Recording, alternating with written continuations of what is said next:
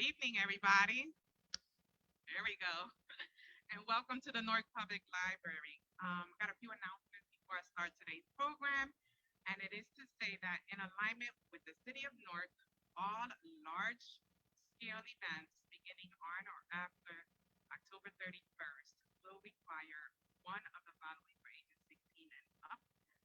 That is an ID and proof of a negative COVID test within 72 hours and an ID and proof of vaccination.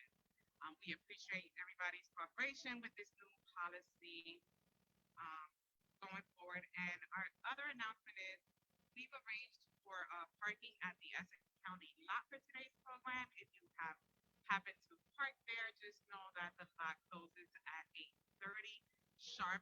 If you were not there, your car may get locked in there. So please be sure to get to the lot before 8:30 p.m. If you have to use the restroom, they're out of this door, emergency exit. So my name is Justenia Lopez.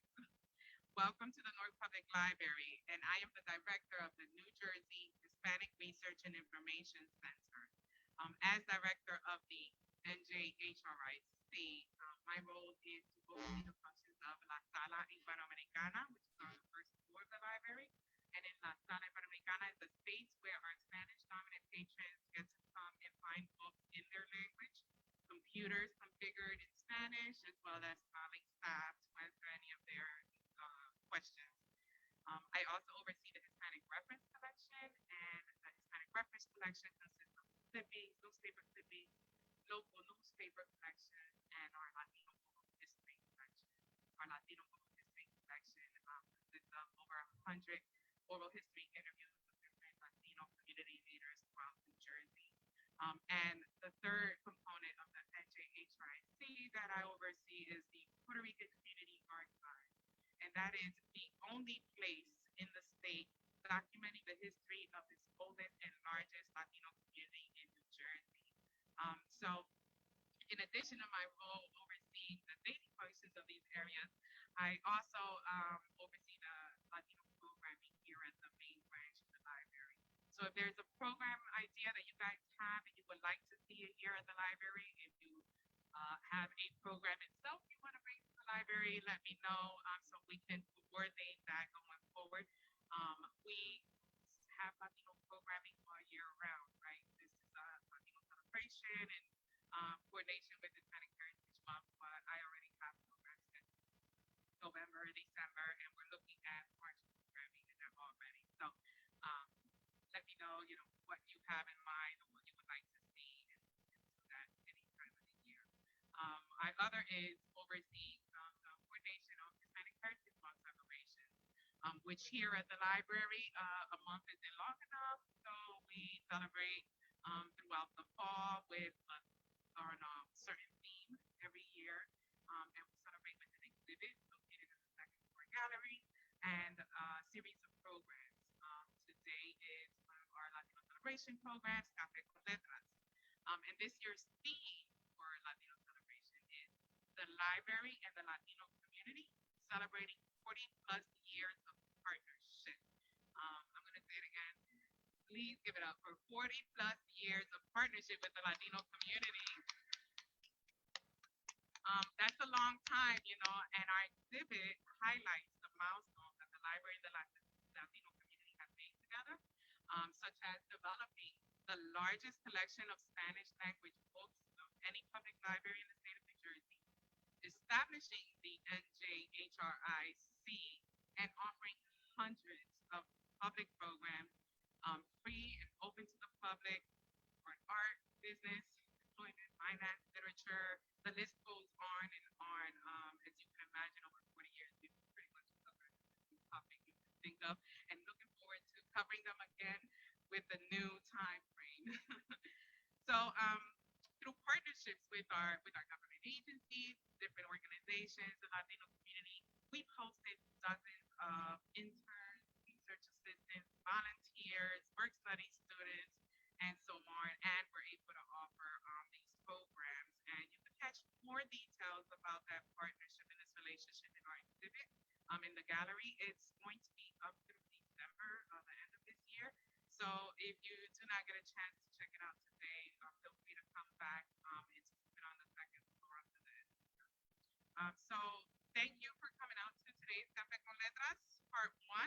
I also want to let you all know that there's going to be a Part 2 tomorrow where we're going to host some poets and artists and authors. Tomorrow we're going to be hosting Dimitri Reyes, Puerto Rock, Grisela Costa, and one word. Thank you, Cesar Mercado, our photographer. Without it in front of me, I get a lot of names confused. Thank you. So part two will be here tomorrow. Please come back for that. And to start today's, no wait, before we start today's Saturday, we have one more program, and it is wrapping up our Latino celebration. We have a conversation and book signing with Maria Hinojosa. Maria Hinojosa is an award-winning journalist, has a huge following, and just published a book last year called Once I Was You, a memoir of love and hate in a torn America. So if you'd like to come to that program or want more information on it, we do have flyers. You can follow us on Facebook, Instagram, Twitter, and get more information on it. Please register to come to this program. And we'll go ahead and move on to today's program. Today's program is going to be hosted by a Dominicana raised in Washington Heights with a splash of Little Havana and Pittsburgh. She is an award-winning playwright and has toured the country performing her autobiographical play, Pink, The Chronicles of BC Jenny. She's been featured on shows such as High Maintenance, New Bloods, Search Party, and New Amsterdam, and many more. She thinks she's hysterical and she once baked a delicious pie and won't shut up about it. Is what she says in her bio, but I want to taste some of that. So I'm going to give it up to Jenny Saldaña. Thank you.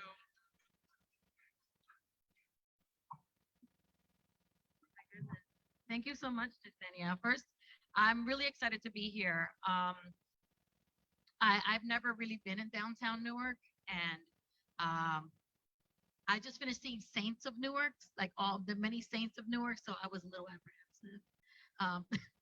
But I told the cab driver, I took the train to Newark Penn Station. I said, take me to the library, and he left me all the way at the museum. And then I had to walk. So, but I was glad that I walked because I got to see these beautiful buildings and how beautiful downtown Newark is. So I'm really excited to be here. I'm also just excited to be out. Just out is a thing now. I just turned really old. I just turned half past dead, and yeah, and you don't know what that does to you. I just turned 50, and turning 50, yeah. Um, Turning 50, I've never thought more about my death than when I turned 50, and I'm a cancer survivor. So, see, that's impressive. See, thank you. See, that's impressive. Now 50 is like, meh, you know, it's like whatever, because when I got diagnosed with cancer, I was 34. I had breast cancer. I was 34. That is tragic. Tragic. It was so sad, and it was so much better than being 50. Like it was so much better. Like I was the center of attention. People were rubbing my head. I've never paid for a drink. It's been great. Now I'm 50. It's like, all right, like if I had I died when I had cancer, I would have left a very sexy corpse because my chemo weight was on point. Okay, now I don't know what you're gonna get. 50. If I were to get 60 now, if I were to get sick right now, I think my friends would already start having a candlelight vigil. I'm like, I'm not dead yet. They're like, you're 50. Yeah. You've had a good life, Jen. Just let it go. You've had a good life. No, but I cannot stop thinking about death. And I think because I'm a cancer survivor, you have a different relationship with death than most people do, right? So we go through this thing called survivor's guilt. When you've had cancer or you've suffered something tragic and other people survived it or didn't, you feel really guilty. And I have horrible survivor's guilt every time I I lose somebody to cancer, and I'm everybody's cancer madrina. Like everybody calls me, and I'm like your rah rah rah sister. So I had this friend. His name was Ray, and Ray got kidney cancer. I was there on. I was rooting him on. Oh, recording in progress. Um, I was rooting him on. I was checking in. I was emailing. I was going over his pathology and everything. And right when he went into remission, we kind of had a falling out, and a couple of years passed, and we had a falling out. And I get a call that Ray had passed, and I felt horrible. I was like, oh my goodness, I am so sorry. I guess I should have been a better person. I should have been bigger than our fight. I guess the cancer came back. And the girl goes, no, he had a heart attack. I said, oh, thank God. Oof. Right? Because had he had cancer, I would have been a horrible human being. But him having a heart attack, it was just his day. It was just his day. Even though I'm old, I'm a Latina, so I'm still deathly afraid of my mother. Like my mother is, I'm super afraid of her, and she's not like okay, like she's not all there. Um, my mothers are the best and worst things that will ever happen to you. They will say anything to you. So my mother has no filter. So one time I was a kid, and I was a kid and growing up in Washington Heights. So I'd go to camp in the Poconos, like everybody from did in from Washington Heights, and I'd come home from the Poconos, and I got off the bus crying because Jasenia called me ugly, and I was like, "Mommy, Jasenia called me ugly," and she looked at me, and she goes, "You'll grow out of this. This isn't it. This isn't everything. Stop crying. What's wrong with you? You want me to go beat up Jasenia? Because I will go beat up Jasenia." I once got bit by a child, and she went and bit the child back in front of the child's mother. In front of the child, she goes, "Look, your kid bit my kid, so I'm gonna bite your kid back. Don't worry, I'm not gonna hurt her like she did mine." But mira, she did that. She is crazy. My mother, a Latin mother, will make you do crazy, crazy things. We were flying to Dominican Republic, and for some reason, people who live here think that there's nothing back home. Wherever back home is, they think there is nothing there. So my mother baked a turkey to take to Dominican Republic because she wanted her mother to taste her turkey. So she couldn't make the turkey in DR. No, she made turkey, and I had to carry this turkey, right? Because she wasn't carrying the turkey. She's the mom. She made the turkey. So here I am carrying this turkey in the airport, and of course they overbooked the flight, so we don't get on a flight. So here I am sitting with this turkey now at a Holiday Inn, right? We're at this Holiday Inn, and I go, "Ma, we can't take the turkey. The turkey's not going to survive now this time," right? So he goes, "Okay, okay, okay." We throw away the turkey, whatever. We get to Dominican Republic fine. She does not tell me that she had also brought bags of apples with her to the Dominican Republic. So you cannot bring produce to another country. You will mess up the whole ecosystem, right? It doesn't matter which country it is, right? So they go to her, "You can't take these apples. You have to put them in that bin." She goes, "It was Christmas." She goes, "Uh-huh. Put them in that bin so you could take them to your family?" "I don't think so."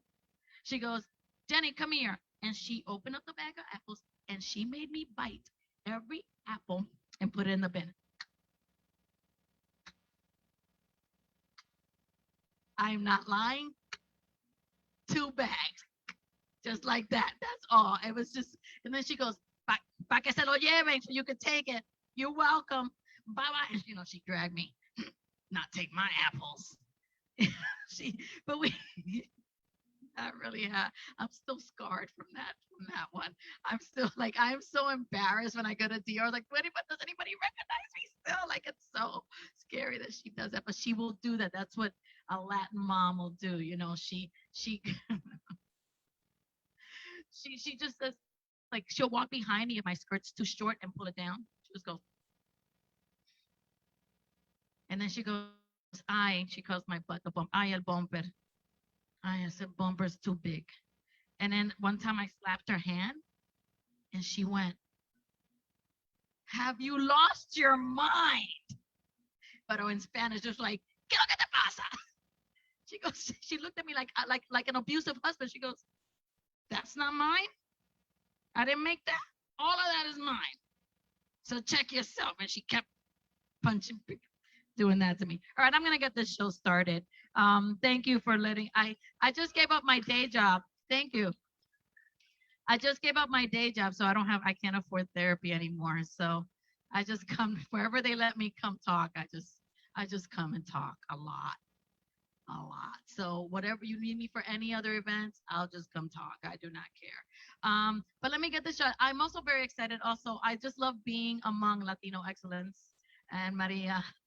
From virtually, I love being around excellence. I love being around our people who create. We are a very small community when it comes to Latino artists. We're a very small community, and I think that we need to do a better job at supporting each other and seeing each other and finding out about each other. I mean, the fact that these are artists that I do not know about makes me upset.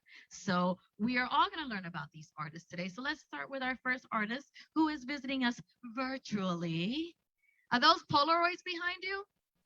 Hi. Hi, are those Polaroids behind you? Yes, they are. Yeah. I share an art studio with another artist, And where are you Ryan, located?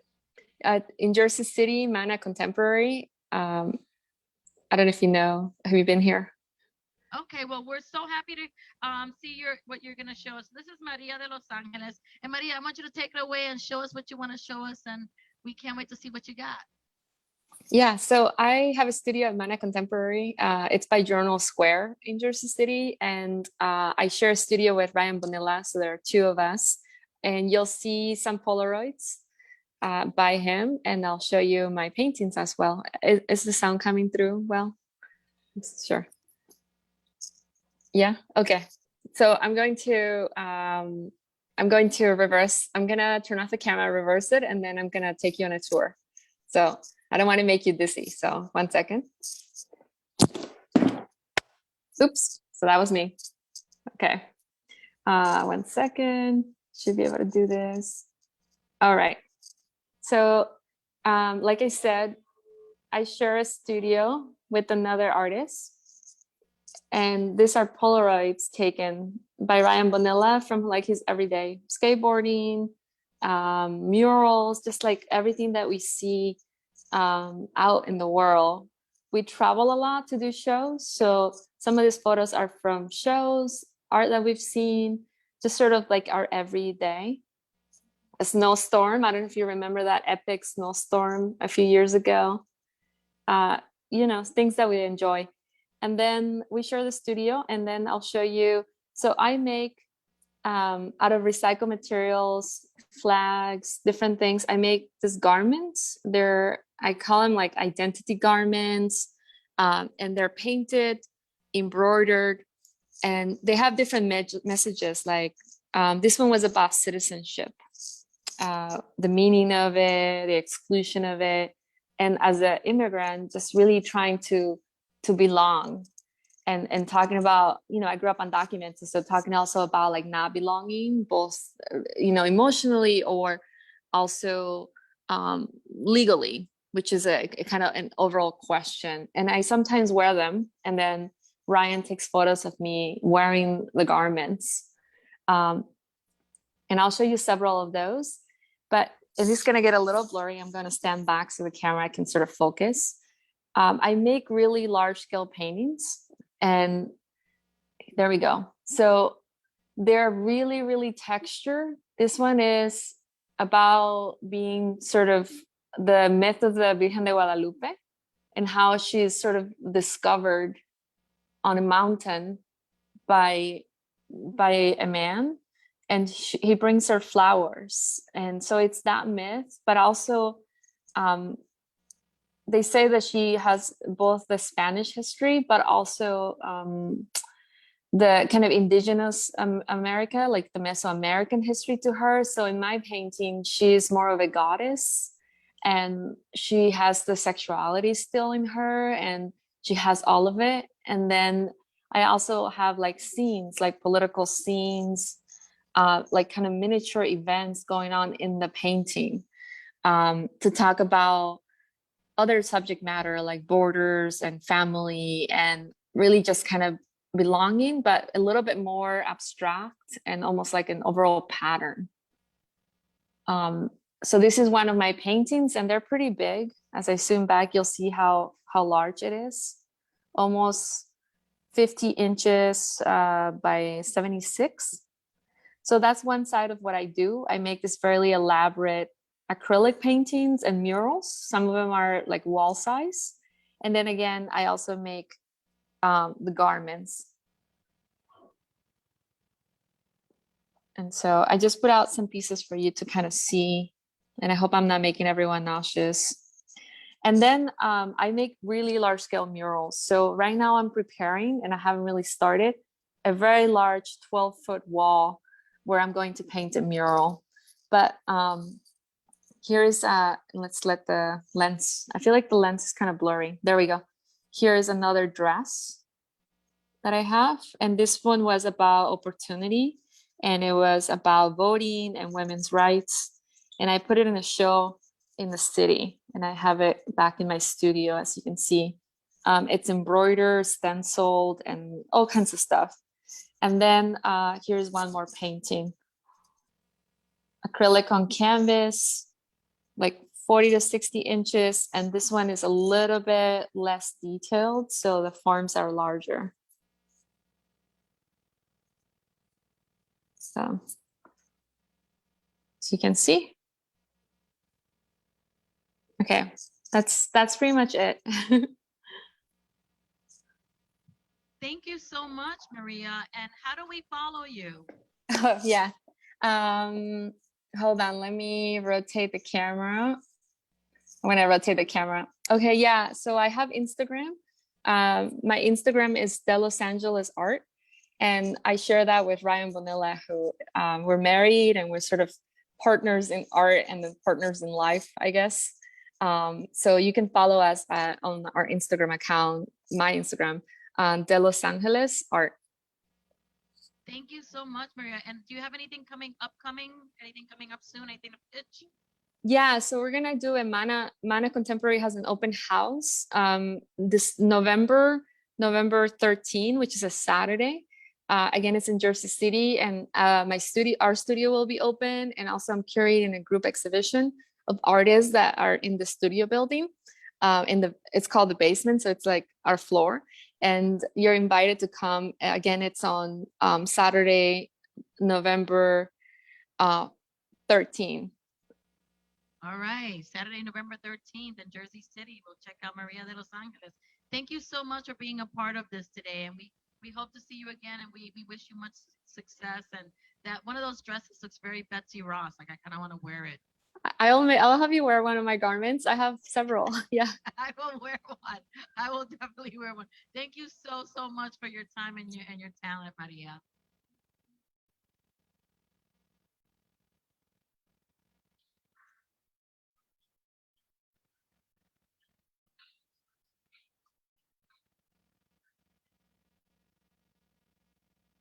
All right, so we're gonna keep moving on along. Thank you again, Maria. We're gonna move on to some live guests now. Our next panelist, and also I want to make sure if you have any questions for any of our artists, Maria, um, Michelle, or Carlos, please hold them till the end, and we will do all the Q&A till the end. Okay. So next, I want to introduce Michelle Moncayo, who's here with us today, and she's going to be sharing some of her work. Thank you so much, Michelle.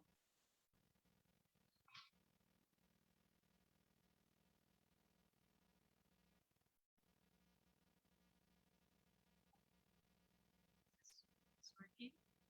Okay. Hi, I'm Michelle. I'm a poet, and a lot of the poems I brought in today have to do with living in or around Newark. So when my parents first came to the States from DR and Ecuador, they worked at a bodega in Newark. And yeah, so I'm going to read some poems. This one is called Este Poema after John Ashbery. This poem is concerned with who is here, but it is in English. So are you here? You hear it and it speaks to you, speaks at you. But this poem wants you to come in, uninvited, at any hour of the day, con seis primos y los viejitos, and a plan to stay indefinitely, because that's how we do. Con unos plátanos, un sancochito. Este poema tiene hambre because they don't feed it enough here, because that's what this poem heard from our. Come más, otro plato. Este poema es una mesa, un jardín de rosas hermosas. Quiere comer y bailar contigo. This poem doesn't know the rules of code switching. This poem says, ven pa acá, and there's a chair for you. And this poem is your table. Speak. You are its voice.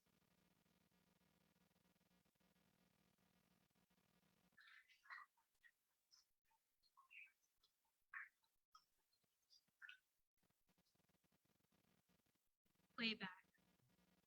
In basement discotecas, strobe ghosts play back. Blue lights roll back off their bodies like the tongue of the Caribbean. Alcohol backtracks into bottles of presidentes, ambered and streaming, lighthouses that keep leaking. In a corner of the room, chismes shoot off like firecrackers. Hips click to merengue like sewing machines.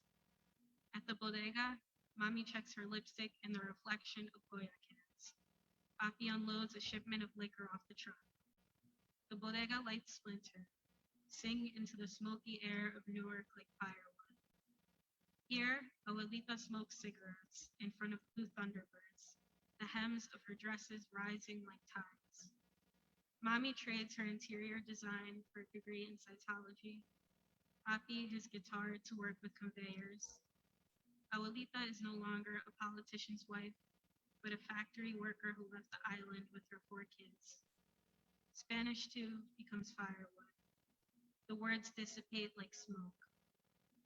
Here, I will be taught to stand with my spine like a lamppost, to set afire the words of dead salseros and ladrones who passed through the bodegas, of the single moms and immigrant kids and the ancestors, to resurrect basement discotecas, call the ghosts back to dance, for their bodies to become mosaic, fractured seedless, the alchemy of voices bringing this shipwreck of us home.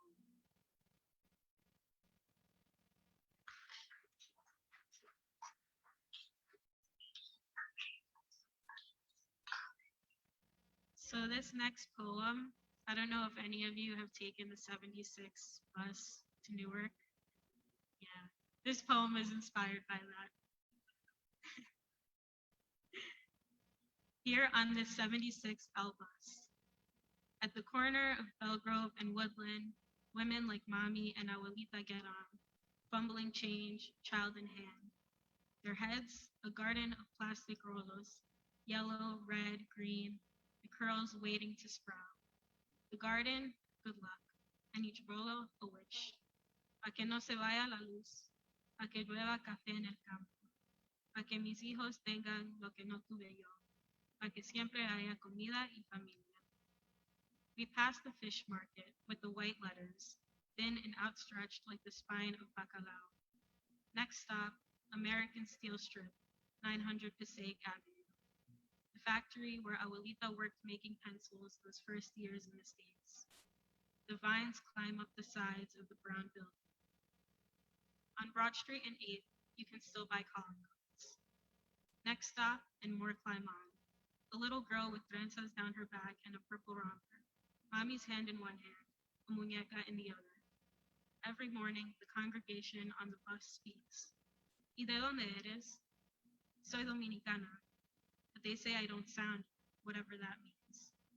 Soy ecuatoriana, but they say I don't sound, whatever that means. Mixed Ma Spanish with Ba Spanish, and the needle on my tongue skips.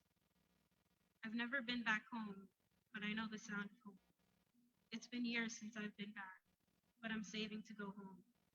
Trabajo en la bodega, en la escuela. I'm working on my career, at the salon, law school, cytology, homeless shelter. This bus is just another stop on the way. I get on the bus y me dicen, que Dios te bendiga. And I don't know about Dios or if the church would want me, but que Dios te bendiga, and I'm at the bodega below Abuelita's house. And we got all the good plátanos today, and the culebritas for free. Y que Dios te bendiga, and Ma finished up her degree. Que Dios te bendiga, and I can see that they see me. Y me invitan a comer habichuela con dulce. Y que Dios te bendiga, and Juan Luis Guerra is singing, and it's a backyard party, and there's enough presidentes to go around. Y que Dios te bendiga, and we won the loteria, and the rain finally came, and the guava trees are in full bloom, and we make it to the last stop home.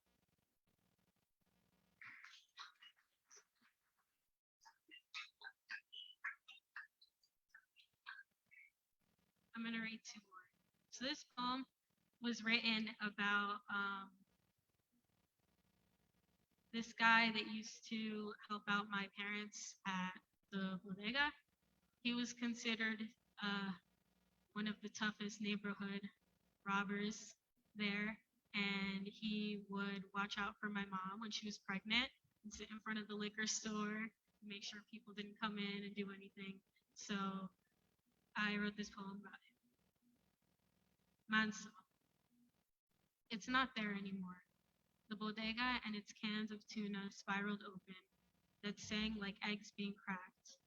The bags of chips crunching like palm fronds, rows and rows of jabon bright like party streamers, the phone cards thin and glistening like gambling chips, and Manso.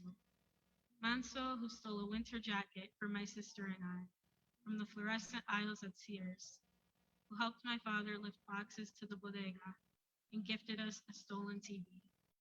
His smile bright like the channels changing. Manso, who sat on the stoop of the bodega, those night shifts when mommy and abuelita worked alone, our Caribbean god, the dealer that no one would mess with, no bulletproof glass or padlocked register kept us safe like Manso. In every story of those first years in the States, the winter days like blue lynxes and Newark with its sharpened eyes, Branch Brook Park in the spring, and the cherry blossoms like telegrams, he comes to us again. Manso, the ladron with the lion heart, with hands that gave like honey, the saint of Hungary, betrayed by the American system, who taught my parents a love they never saw in their own countries. They held a photograph of his voice deep in their pockets long after he died, his face silvered, vanishing, a coin of good luck being tossed in a fountain, a trout returning to the river.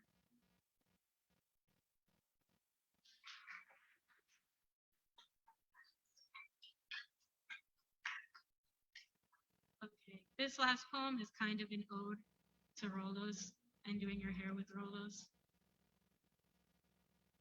Como una vela. The Caribbean licks at my back like the flame of a candle. Here, Se Fue la Luz is a lullaby that I hear on blue nights, when New York sleeps and diaspora wakes. It's a ritual, combing out the curls until they become cloud, removing each rolo like a vela. This one for Tia Linda, that one for Tia Chila, the rolling of bendición.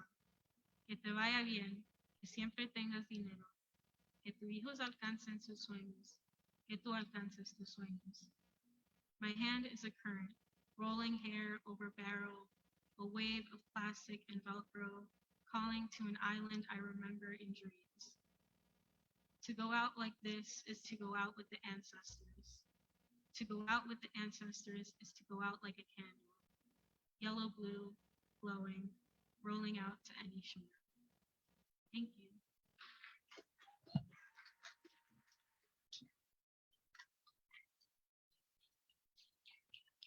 Thank you so much, Michelle.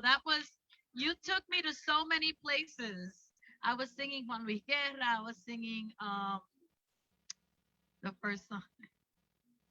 Tengo una línea rosa. Wilfrido. Wilfrido y Eddie. He took me to a lot of places. Thank you, thank you, thank you. And last but not least, on our show today, we're short of an artist, but we're not short of art. Um, so our last artist, another primo, we're all primos here. We're all Dominican.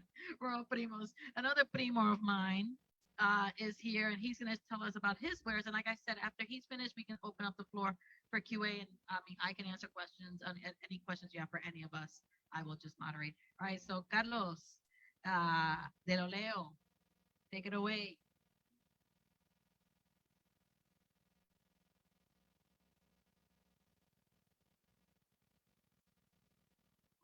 Three. Hello, New Jersey. I am Carlos de Olio. I'm do art for I do comic books for kids and younger people. I'm born in Belgium, but my parents are from Dominican Republic. I'm so proud to represent my country today. I'm Newark, New Jersey. So I started to do cartoons when I was a kid in the school. I studied in the high school, Simon Orozco. And also I studied in La Universidad Autónoma de Santo Domingo, Dominican Republic.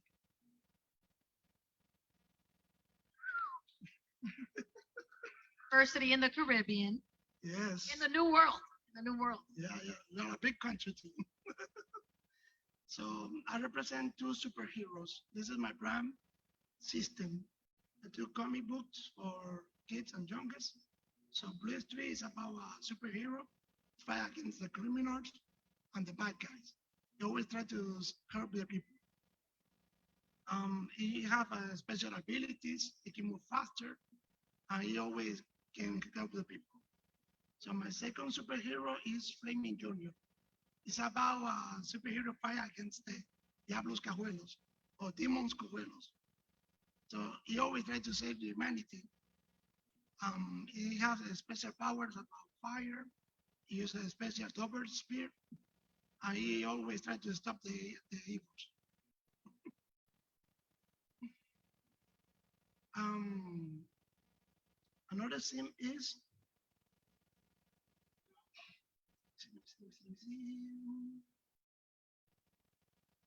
yes. Yeah. It's okay. So with this, I want to help my country to do more works. I want more youngest kids and the new generation they can work comic books in Dominican Republic. That was my first mission. And also, I'm very proud to do my country.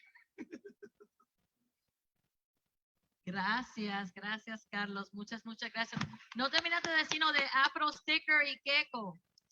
Well, Afro Sticker was my first business in comic book. So I was the first man to have a comic book shop in Dominican Republic. So I participated.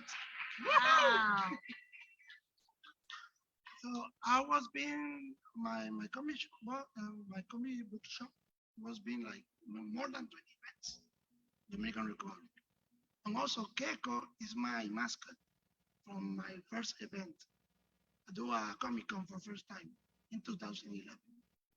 So this Comic Con was my first time to show up all my works in 2011.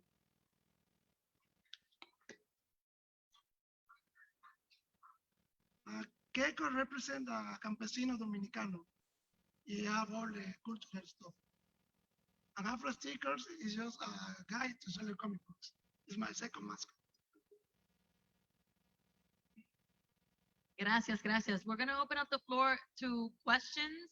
Anybody have any questions? I have questions, so I'm going to ask some questions first.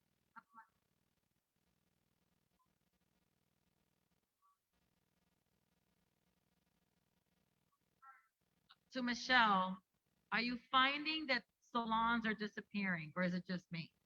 The salons are disappearing.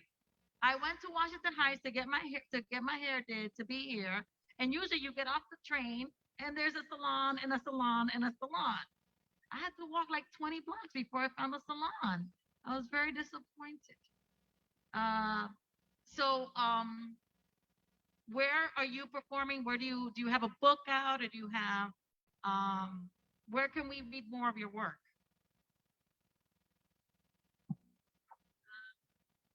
So I don't have a book out yet. I just sent out my manuscript to a bunch of different presses to see if they'll pick me which was good, but not good enough because they didn't pick up the book. That's okay. Um, I have a lot of my work online. I have a website, which is my first and last name, michellemoncayoart.com. And I have a lot of my poems on there that have been published in different literary journals and some visual art that I do too. Okay. And Carlos, have you you said you're coming back to Comic Con. Where did you attend Comic Con? Where did you attend Comic Con? Uh, I'm staying in 10 cities right now. So I've attended like 10 events. Oh wow, you travel with the Comic Con. So Yeah, what's going on with your store back in DR? Is that no more? After, before the pandemic, I closed it. I Mm. sell everything because all the business was going down, like. So I saw I'd be lucky to close the store on time. Oh wow, that's Yeah, it's still closed right now. okay. But if maybe the next year when my bank is open, I hope to send my comic books, my Yeah. own works to show Yeah, I want to a the people. pin. I wanna wear a little one of your little pins. Oh, yeah, yeah. You should let me have it. I have cancer. You should let me have it. Um, that's how, I have cancer. You should let me have it. Maria, I have a question for you. So Yeah. everything. You're not gonna let me go first. Maria, besides your art, how did you get into making garments? I'm obsessed with RuPaul's Drag Race, and so no, there's a method to my question. I'm obsessed with it, and I'm watching now these people make these quick garments really quickly. So did you is sewing a is sewing part of your art, or is that a craft that not that it can be, but is that a craft that you picked up as a child, or did you when you started being an artist, did you incorporate sewing into your art? Does that make sense? Yeah, I started making the garments in 2016. I made my first one, and I did it as a way to take a self-portrait, because I was really thinking about who I am as a Mexican from a Mexican background, but also like growing up here in the States. You kind of think about I feel like I become nostalgic, and I'm like, I am all these things, and I wanted to make a garment sculpture that represented I could wear, that I could take a photo. Um, and so it kind of started that way. And then I made many of them and hosted a few performances and have people participate and wear the garments. So now it's sort of a way to engage the public. And I actually never learned to like sew on the machine. I do them all hand stitch. And yes. So it is part of my practice. I also make like really large installations with like thousands of drawings, almost like a collage on the wall, and then the garments, and I paint. But I love comics, so I was really excited to see our panelists, and I think poetry is so beautiful. Just we're all trying to express a feeling about life, and but yeah, I never got taught to sew or anything like that. My mother knows how to do embroidery, like the traditional Mexican embroidery, but I don't. Yeah. Oh wow, well then I'm even doubly impressed with you. Do we have any questions for any of our panelists, or for me, or for anybody? Yes, yes.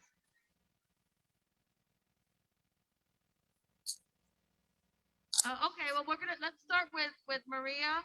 What motivates you? What drives you to do art? I mean, I guess we all get asked that at one point. What drives you to do art? I don't really have an answer for that. I think I started to do art when I was like 7 or 8 years old in Mexico. And I think we all have a guiding force, something we enjoy that sort of walks us through life. And art for me was a way to kind of think through all of the things that I was experiencing, and also to make it through school. And I just really enjoyed it, even since the beginning, when I was really young. So it's just, I don't really know how to do something else. It's just kind of all encompassing in my life. Yeah, and Michelle, what's your answer?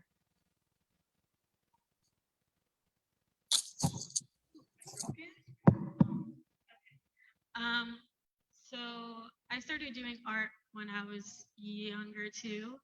I think for me, it was a way to express what I couldn't necessarily express in words. And I think that continues to drive me. Questions are a big thing. Like, I just have so many questions about so many things. And I feel like a way to process that is through the poems that I write and through the work that I do. And also finding a way to make what feels like can't be communicated into a form that can be communicated. Wow. I also wanted to say to you that your poem about the man who took care of the bodega reminded me, it was so of mice and men to me. It was very Beckett. Carlos, ¿qué es lo que inspira a hacer artista, hacer las caricaturas que tú haces? Well, I started in the 96. So I was a kid. Always when a teacher left their classroom, I have a space with a notebook, start to learn cartoons. So all the students they stand up and behind me, so come focus. So the kids, I start to feel like a shadow. Like, so, oh my God, it's a lot. Start to look at me doing cartoons. And I started in the school. In When did you know that you could draw? Because I doodled too, and I didn't do this. you know, in fourth grade, sometimes some teachers they give it to you, they make you to do cartoons. So I just started to draw. Big figures. So, so in 2001, I'm creating my first creation, Breathe Street. I have in my notebook. I feel wow, so many times, so many years from now, I show to the wall. Thank you. Yes. And I guess for me, I've been an actor since I was in elementary school, and I was that kid that didn't shut up, so why not talk about it? You know, that I mean, I've always been the clown, so that leads me to be comedic, and believe it or not, for me it was a defense mechanism. If I was if and I still, if I'm uncomfortable, I'll make a joke, I'll say something funny, or I'll try to, you know, that's how I soften blows.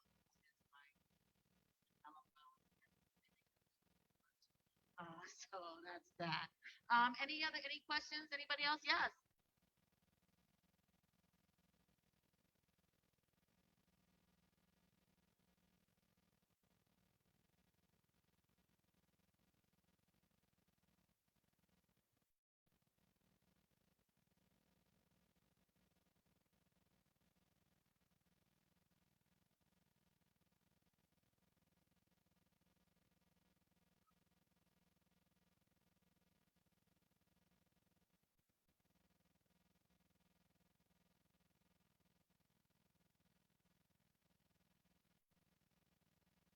Well, I'd like to answer that first because I think that as an immigrant, because I came here with my parents, as an immigrant, they just want you to make money. They just want you to have a job, so like I said earlier, like I just quit my day job 2 months ago, and I finally took a chance on me because I always had a day job. I always had a job. So my parents knew that whatever I was doing, I always had a roof over my head. So that I always had a job. Now it's where they're like, but you're 50 and now you don't have a job. So we will see how that goes over. But I think especially when I'm still an actor, but when I started doing comedy, my dad just goes, ahora es un comediante. Like now she's a comic, like so I think that's how I think a lot of I can say a lot of Dominican parents will look at anybody who's in the arts, ahora está con su paquito, con su, whatever, so that's how it is for me. So Maria, what can you input to this? I didn't hear the question. Can you repeat it? The question was, as Latinos, our parents are usually very traditional and the kind of jobs that they want their children to have, especially if they came here as immigrants. They all wanted, like my dad got asked point blank, what did you want her to be? Oh, whatever she wanted. No, really, what did you want her to be? A lawyer. Like that's the first thing. So how about you? Well, I moved here when I was about 11 with my siblings, and our parents were actually at work most of the time. So they had input, like make sure you get good grades, like don't mess up school. But I think beyond that, we kind of had the flexibility to decide what we wanted to do. And I wanted to maybe be an architect. And then I met this, I wanted to be maybe an astronaut. I had like no idea what I wanted to be. And then maybe an art historian. And then a teacher was like, well, you happen to be very good at art. Like, why don't you do that for a living? But I do think that my parents worried because there are too many myths about us not making enough money. But I think that most of the stuff in the world that we use, besides that is man-made, most of it is made by an artist or imagined by an artist or a creative person. So I think there's a lot of money, and I think we should all be part of that industry because it's a very wealthy one. And then everyone's like, how do you balance the books? Well, I do have a good career and I do sell my work. I have people who support and collect my work, but I also have a master's degree in art. And with the master's, I am allowed to teach at the university. So I'm also a professor at the university. So those are the two ways that but now my parents see it and my siblings, and I think that it wasn't easy at first, but it was the right choice for me in life. Oh, thank you. Thank you very much. Now, how's your mom feel about you being a poet and telling all your business? Well, my mom is here.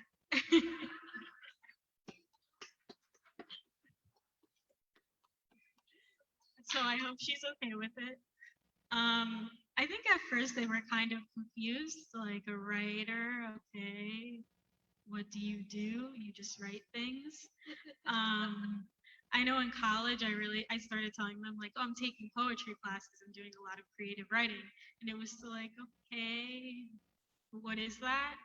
Um, and I think when they finally understood what I was doing was for my senior thesis, I wrote a manuscript that was like 45 pages and I had a reading. And they went to that reading and got to like kind of meet some of my teachers or hear some of my teachers come up to me and be like, hey, you're really good. You're doing a great job. And, once I started doing residencies and things like that, they kind of saw it was a life, that I could make a life out of it. Um, and I think they're very supportive. My mom helped me print out all of these little sample poems that I have here. So they're both very supportive. They're always asking me, do you have any events? What's going on? But I think it's difficult at first to like explain. Yeah. My mom stopped asking when she saw me on TV. Then she started asking for money. You go ahead, Carlos, your turn. ¿Cómo se siente tu padre cuando decidiste que esta va a ser tu carrera? Como los padres de nosotros son como especialmente los padres que son inmigrantes que vienen aquí a sudar y que quieren una mejor vida para sus hijos, una vida como un artista no es muy segura en los ojos de otras generaciones. Así que, ¿cómo se siente tu familia? Bueno, ahora que cuando comenzaste esto como una carrera. My parents are very proud of me. I only have like two aunties. They know how to draw, but they do another careers of college. Um, my father always supported me, looking my works. When I was a kid, my family they buy colors for me, notebooks and everything. Um, in 2004, I finished my high school because I want to study publishing, and now I'm here today. Wonderful. Any other questions for our panelists? Anyone? Bueller? Oh, go ahead, sir. Yes.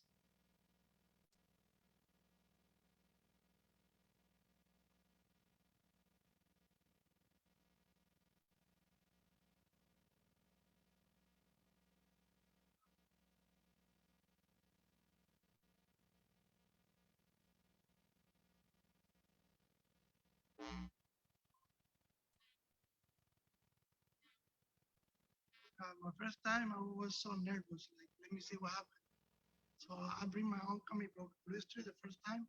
And look, I have a new comic book for your store. I said, really? oh my God, okay, give me 25 copies. I said, oh my God, best day of my life. Oh my God. So I was so proud to show a Dominican product to the United States, Newark, New Jersey. So happy. That's Um, amazing. I show my comic books in Santo Domingo, Puerto Plata, San Pedro, Santiago, almost like a 5 cities.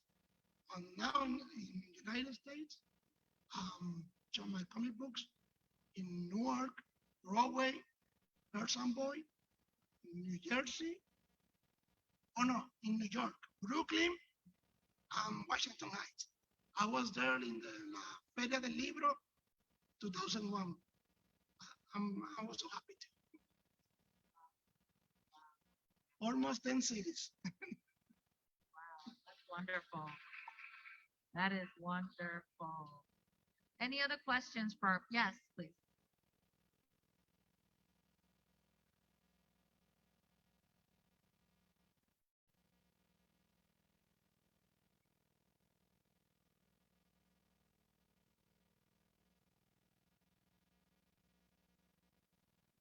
So I decided to pick the poems that were mostly about Newark or centered around life in Newark because I thought how cool that I get to be in the Newark Library reading poems about Newark and my parents who are both here. Um, so that's how I kind of picked those poems. And do I have a favorite? I don't know if I have a favorite. Yeah, I'm not sure.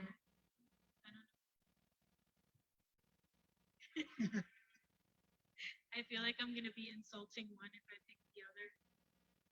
They're all your babies. Yeah, They're all your babies. I like all of them.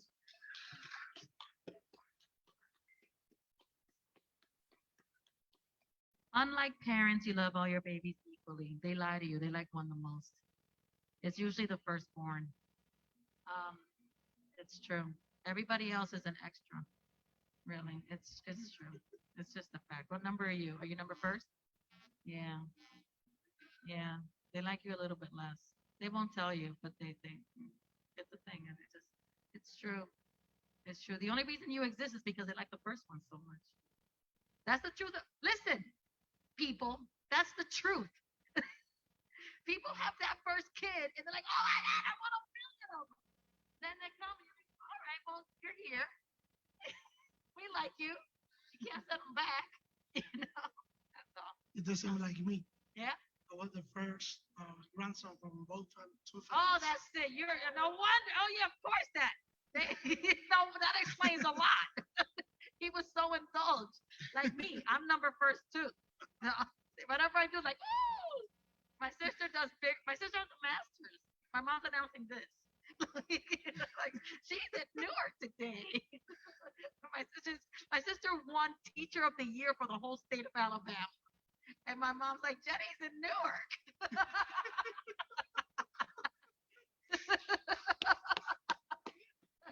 Truth. That is the truth. So, I want to thank all of our pamphlets, Maria and Michelle and Carlos for being here with us today. We will be here tomorrow. There will be different panelists, same jokes, but different panelists. Uh, just, just preparing you. And we are so grateful they're here. There are refreshments, and we all can mingle and hang out for a little bit longer. Thank you, thank you, thank you for being here today. Thank you.